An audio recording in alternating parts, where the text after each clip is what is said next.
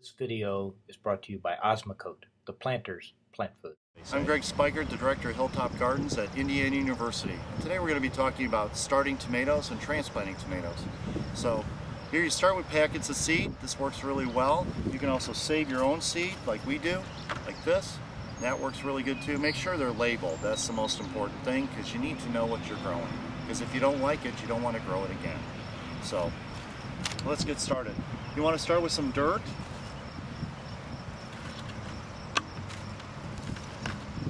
In a small pot. Just want to fill the pot mostly to the top. Don't pack it. You don't want to do it like super firm. Just sort of tap it down. Okay? We're not making bread and the plants aren't going to escape, so we're not setting a fence post. So, and you want to sow, don't sow exactly the amount of seeds you want because you're going to have some that aren't going to grow as well as other ones. So, sow about twice as many seeds and you can always give them away and be the most generous person on earth. The other thing is, remember, you can save your own seeds, and your seeds that you buy will last you about 6 to 7 years. You got to loosen them up. Tomato seeds have a little bit of hair on them. Kind of sprinkle them down like this, kind of even.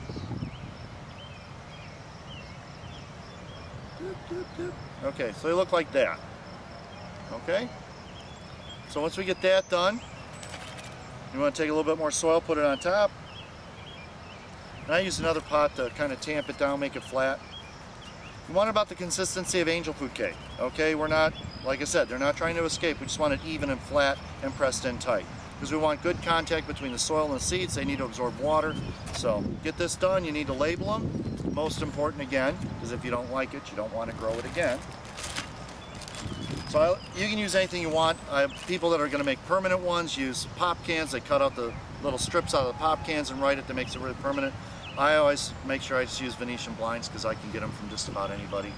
And a pencil. Don't use a permanent marker, don't use a Sharpie, don't use anything. A number 2 pencil, that's what you want. You don't need a special pencil. You don't need a grease pencil. You just need a regular pencil. Just write it down. Make sure you label it. If you're not sure, if you're new to gardening, make sure you write that it's a tomato because then you'll recognize what a tomato looks like. So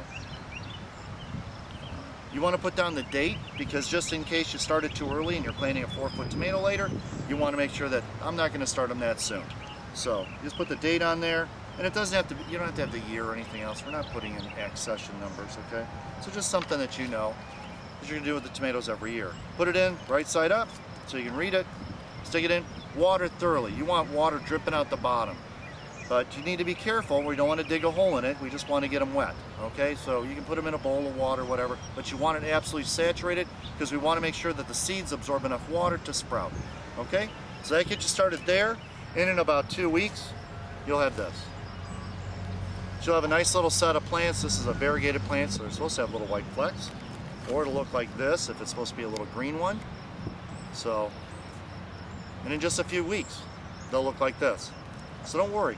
Okay? They're tomatoes. They've lasted for tens of thousands of years. They don't need that much care. Trust me. Okay? I'm Greg Speichert, Director of Hilltop Gardens at Indiana University. Thanks for watching.